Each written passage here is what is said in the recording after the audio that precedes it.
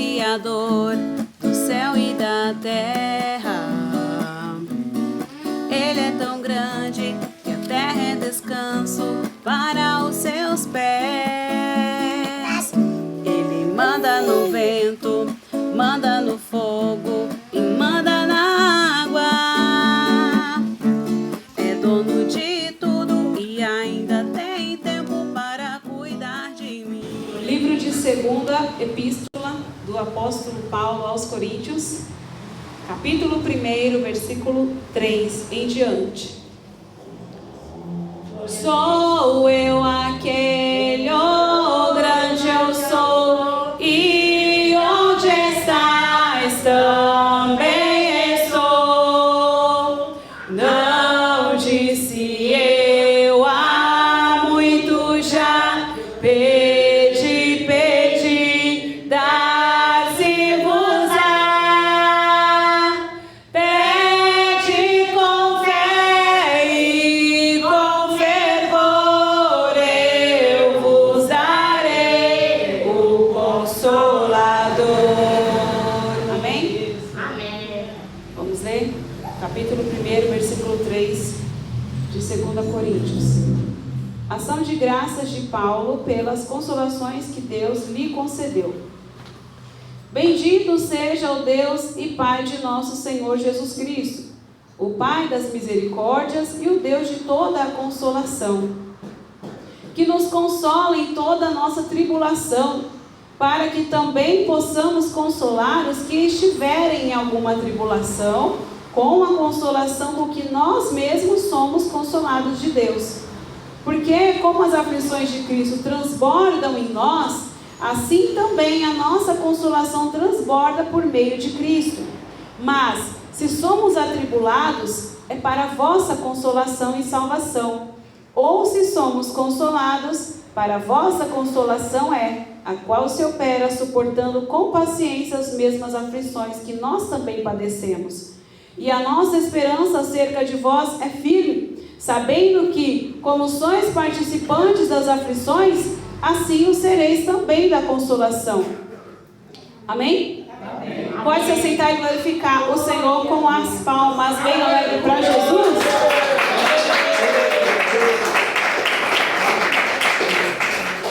Glória a Deus. É interessante, irmãos, que as coisas de Deus, tudo no mundo espiritual tem fundamento.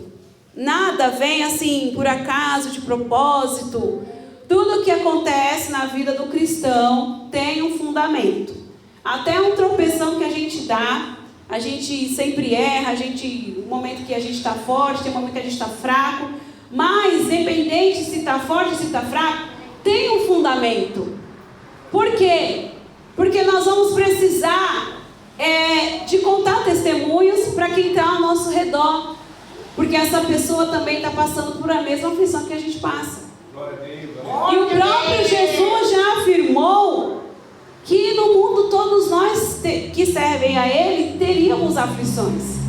No mundo tereis aflições, mas tem de bom ânimo, porque eu venci. E tem também mais um respaldo na palavra do Senhor de que nós vamos permanecer de pé, é o Espírito Santo.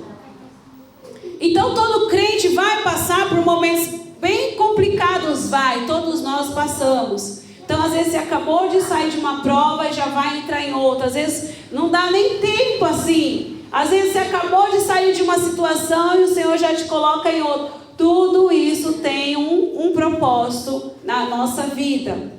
Então Paulo vem agradecendo a Deus por causa desse consolo que ele vem recebendo. Ele vem falando para a gente também, né? É um testemunho que ele conta. Antes dele começar a testificar o que aconteceu com ele, ele vem falando: olha, bendito seja o Deus de Pai, o Deus e Pai de nosso Senhor Jesus Cristo, que é o que? O Pai das misericórdias, o Deus de toda a consolação. Ou seja, ele é misericordioso e ele também é consolador. Mesmo porque é Pai, Filho e Espírito Santo, é a Trindade. Então ele tem consolo e tem misericórdia. Porque Ele sabe o momento certo de encerrar uma aprovação na nossa vida. Ele sabe, a gente fala, Senhor, até aqui. O Senhor fala, não, mas você suporta mais um pouco. Deus, Ele sabe o tanto que a gente suporta. Mas o tanto que eu suporto não é o tanto que você suporta. Então, para cada um de nós tem um peso e uma medida. Porque o nosso Deus, Ele é justo.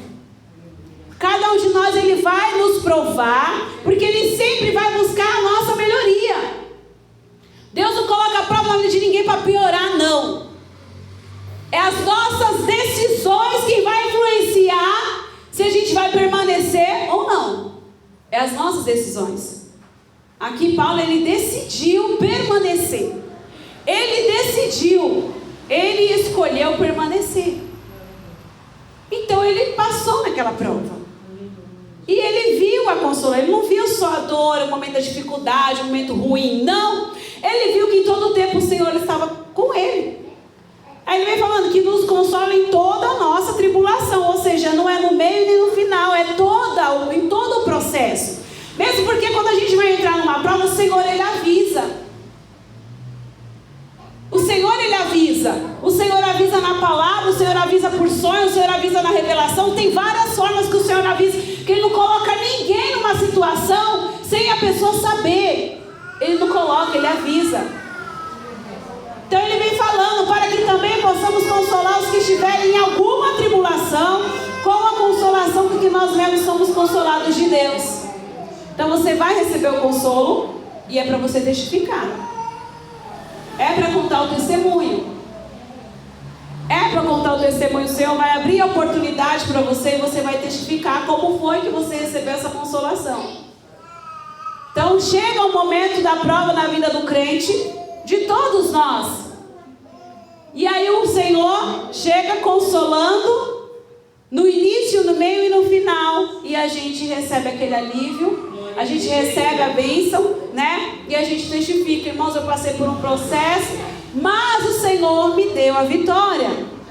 Porque, como as aflições de Cristo transbordam em nós, por que as aflições de Cristo transbordam na gente? Porque escolhemos servir ao Senhor. E neste mundo nós teremos aflições, nós teremos e sempre vamos ter aflições até o dia da nossa morte, ou até o dia que Jesus voltar. Nunca vai vir um momento assim, pronto, daqui para frente vou passar mais. Não, nunca. Não vai. Para quem decidiu entrar no céu é prova, é luta. Tem consolação, tem Espírito Santo, tem bênção, mas tem prova e tem luta. Todos nós. Porque como as aflições transbordam, ou seja, é muito, né? Tem momento que você não quer vir, mas o Senhor fala, vai. Ah, mas pode ser amanhã não, mas eu quero agora lá. É hoje. E às vezes você não está no melhor dia. Mas para Deus não tem o nosso melhor dia. É o melhor dia para Ele. Hoje para mim é o melhor dia que você venha para cá. É o escolher a hora de Deus, é o momento de Deus. Então é por isso que nós temos que aprender a matar a nossa carne. Porque se a gente perder para a carne, a gente vai achar ruim, a gente vai se magoar, a gente vai se entristecer, a gente não vai aceitar, a gente vai murmurar e reclamar.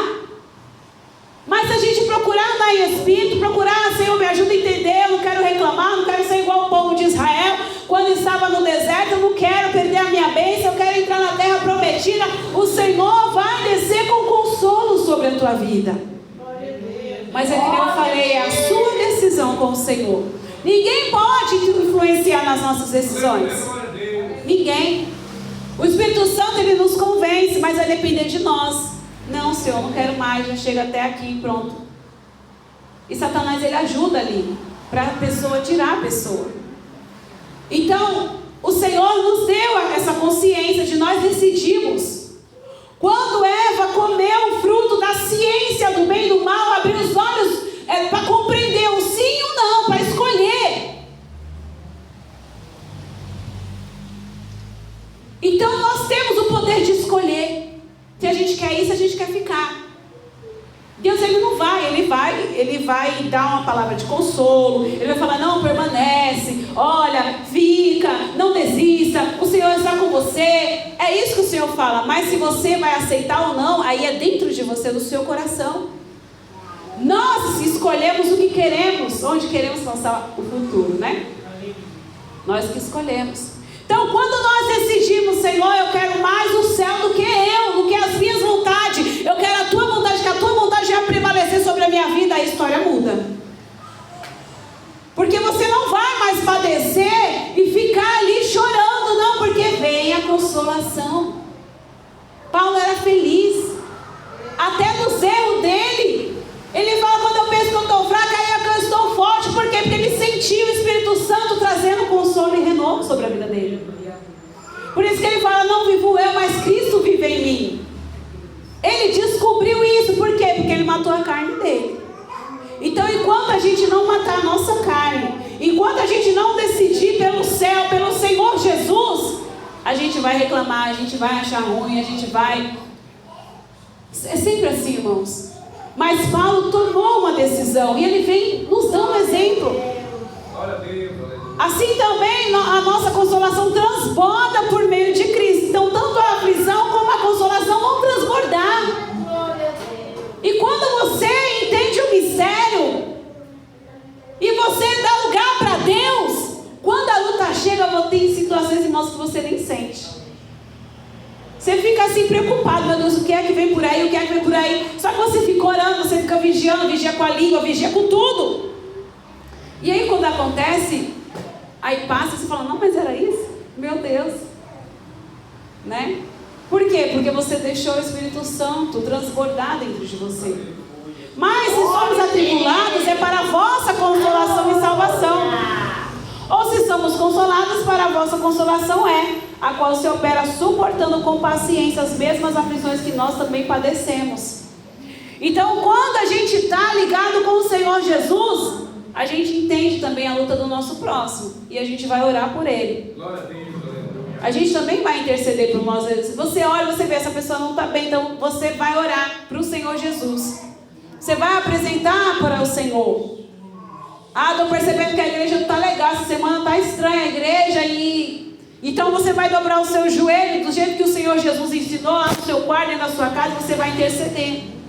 Mas quando a gente dá lugar para a carne, a gente começa a falar, olha, essa pessoa assim, a igreja está assim, porque não sei o que lá, cada um fala uma... Não é assim, irmãos, nós temos que agir. Nós temos que ver os defeitos e apresentar para o Senhor, porque o Senhor também nos dá essa capacidade. Mas o defeito que nós vemos uns nos outros não é para apontar, mas é para apresentar o Senhor. Apresenta para o Senhor porque Ele está vendo. Apresenta. Por quê? Suportando com paciência as mesmas aflições que nós também padecemos. Ou seja, um vai entender o outro. Um vai entender o outro não para carregar nas costas, porque nós temos que saber que cada um de nós temos que carregar a nossa cruz. Não dá para ficar levando sempre alguém nas costas, nem você levar um ou outro nas costas, não. A salvação é individual. Nós podemos dar uma ajuda, orando, fazendo um propósito de jejum, mas cada um tem que se esforçar. Porfiar e por entrar pela porta e porfiar, você se esforçar. E a nossa esperança acerca de vocês é firme, sabendo que como sois participantes das aflições, assim o sereis também na consolação. Ou seja, você sente que a pessoa não vai desistir, porque Paulo sentia que eles iam desistir. Ele falava, eu sei, com relação a vocês, a esperança que eu vejo é firme. Ou seja, vocês não vão desistir. Porque não queremos, irmãos, que ignoreis a tribulação que nos sobreveio na Ásia. Que a partir do outro ele começa contando o que aconteceu com ele. Pois que fomos sobremaneira agravados mais do que podíamos suportar, de modo tal que até da vida desesperamos. Mas já em nós mesmos tínhamos a sentença de morte, para que não confiássemos em nós, mas em Deus, que ressuscita os mortos, o qual nos livrou de tão grande morte e livrará em quem esperamos que também nos livrará ainda, ajudando-nos também a vós com orações por nós, para que pela mercê que por muitas pessoas nos foram feitas, por muitas também sejam dadas graças ao nosso respeito. Então Paulo tinha colocado no coração de ir para lá, para Coríntios. Só que aí houve um atraso e ele acabou demorando. Por quê? Por conta desse temporal que deu. E para viajar era de barco, era a pé, né? Nesse tempo aqui, não tinha avião, não tinha. Então foi bem complicada a viagem. E a tempestade foi tão grande, irmãos, no mar, que eles meio que entraram em desespero, porque a carne treme mesmo. E eles pensavam que ia morrer. Mas já em nós mesmos tínhamos a sentença de morte. Ou seja, eu tinha certeza que aquele dia eu ia morrer. Todo mundo já passou por um momento assim. Eu tenho certeza que aquele dia tinha acontecido tal coisa. Paulo aqui tinha certeza que aquele dia eu ia morrer. Mas para que não confiássemos em nós, mas em Deus que ressuscita os mortos. Ou seja, como era a missão dele ir para lá, mesmo que ele tivesse morrido, ele ia ressuscitar, porque a missão tinha que ser concluída. Aí ele vem testificando: o qual nos livrou de tão grande morte, livrará em quem esperamos que também nos livrará ainda. Ou seja, ele livrou uma vez, na próxima vai livrar de novo, na próxima de novo. O Senhor sempre vem com escape e livramento, irmãos. Quando a gente pensa que já é o limite, é o último, lá vem o Senhor com o livramento. Deus sempre desce na última hora, quando a gente pensa, acabou, já foi, não dá mais. Aí o Senhor vem e abre uma porta. Assim como o povo de Israel, imagina o exército do Egito inteiro atrás de um grupo de pessoas desarmadas. Era um grupo muito grande, mas era o exército do Egito inteiro, e o rei ali, né, com os seus generais comandando aquele exército. Então na frente tinha um mar, dos lados havia penhasco, mesmo que os mais jovens conseguissem subir, mas o povo todo não ia se salvar, porque tinha idoso, tinha mulheres grávidas, tinha os animais, tinha criança, tinha pessoas com algum tipo de deficiência. O povo ia perecer. Então atrás do exército de Faraó, dos lados eram umas montanhas que não dava para escalar, e na frente o mar vermelho. Então aconteceu aqui com Paulo. Fomos sobremaneiras agravados mais do que podíamos suportar, de modo tal que até da vida desesperamos. Eles entraram em desespero. E o povo de Israel na saída do Egito também entrou em desespero, porque eles não viam saída. Mas o escape veio.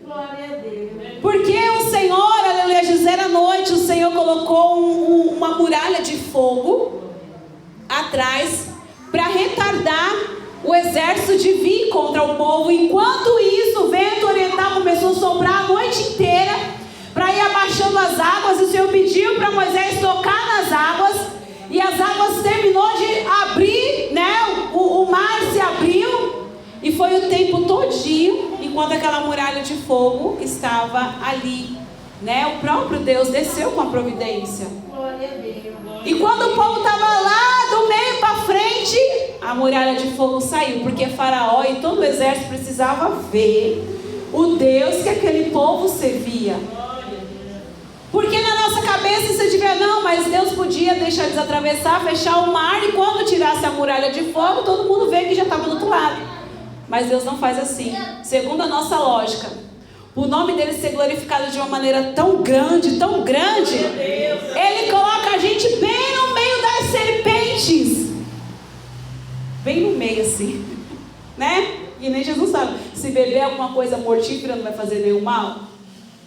Não que você vai lá tomar, mas se alguém usar de engano, Deus não revela nada, né? E a pessoa, não, aqui para você vai lá e toma aquilo. Deus não revelou, Deus não falou nada. Você está na inocência. Deus dá o livramento, né? Que nem aquele testemunho, que virou até um louvor, né? Acho que é o Milagre em Mogi, que a mãe não concordou que o filho aceitou Jesus. Aí o filho trabalhava, foi levar a marmita do filho, colocou veneno na comida do moço. E ele agradeceu, obrigada por deixar ela. Ficou ali olhando, esperando, né? Obrigada por esse alimento que o Senhor preparou, e comeu. Por isso que é bom orar antes de se alimentar, né, irmãos? Tem que orar. Comeu. Estava muito boa, muito obrigada. Pode ir lá lavar a panela.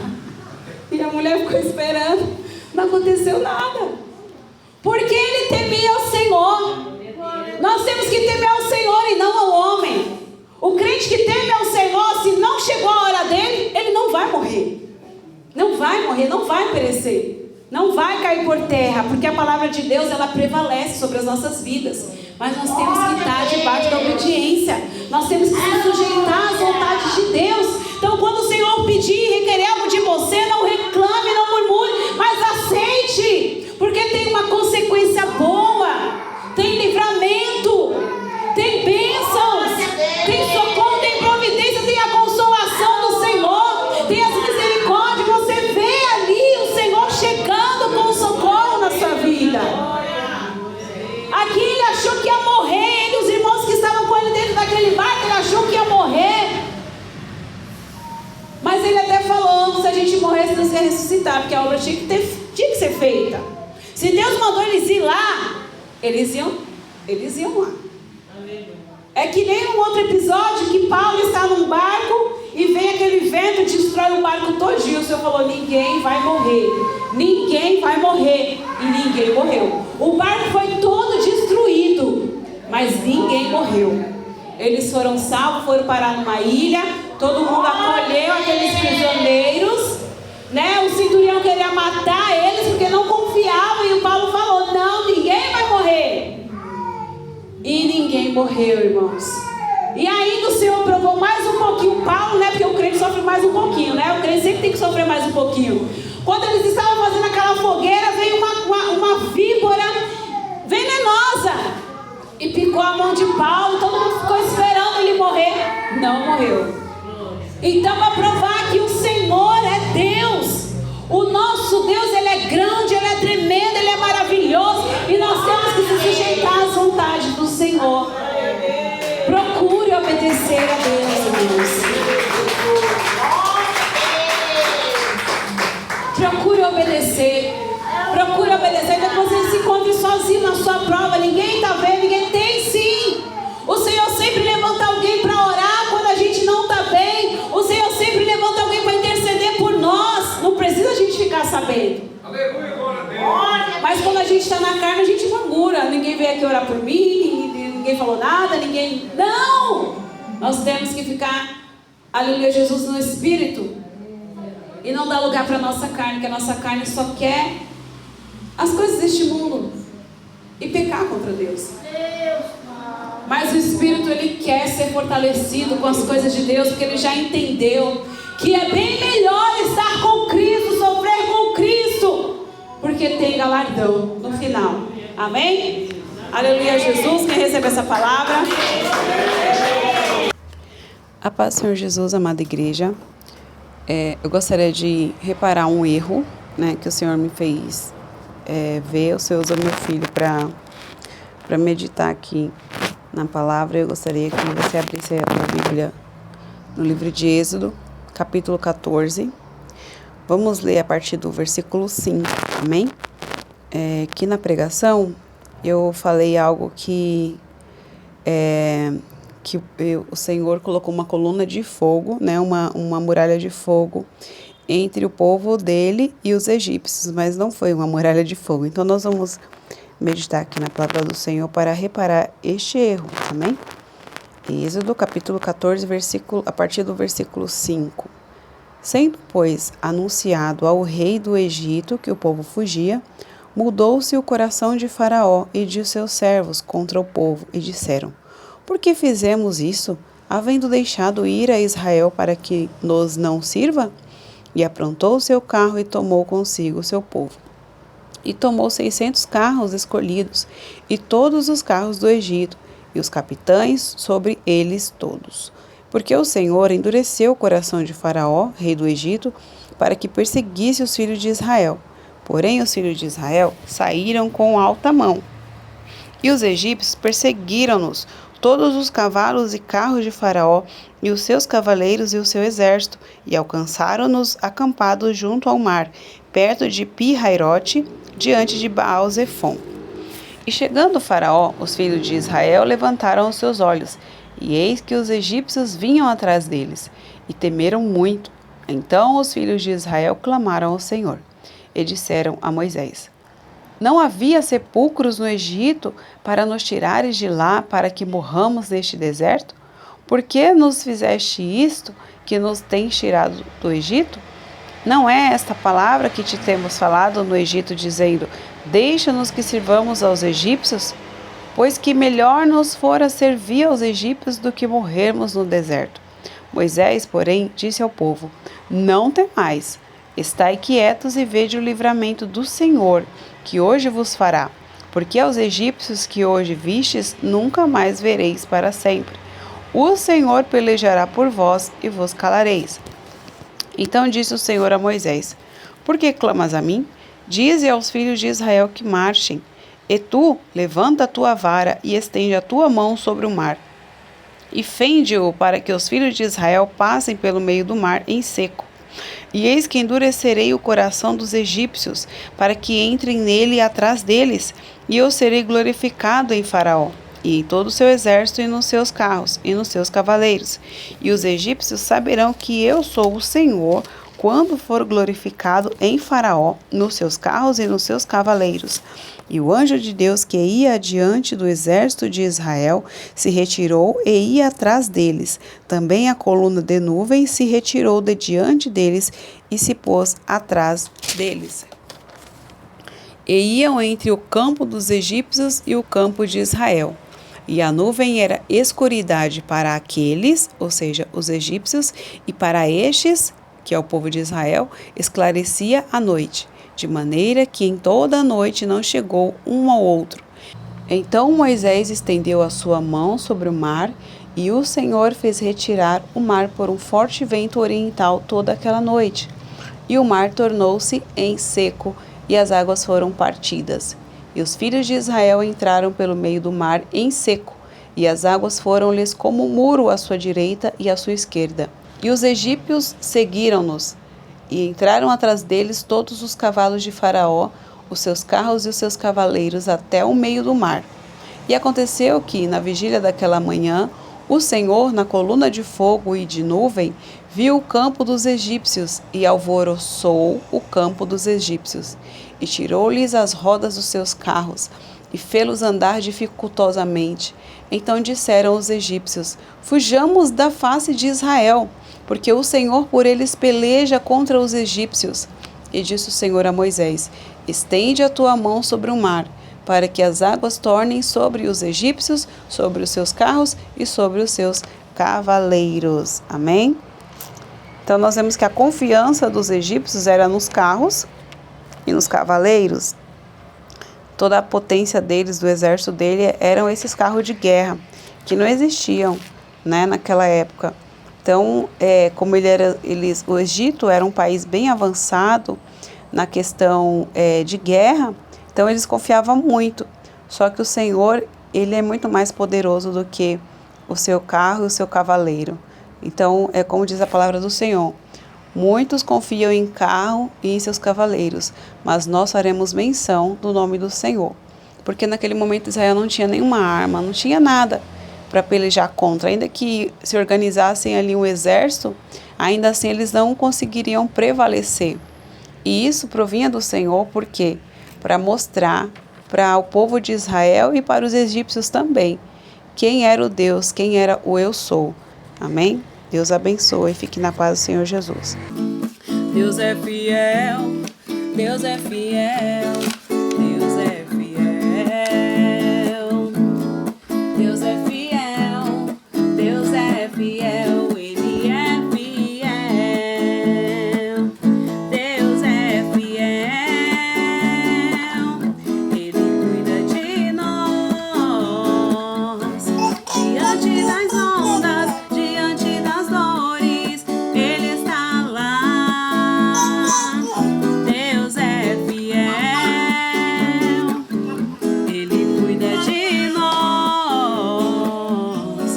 Dentro do vale, dentro da fornalha, meu Deus está lá.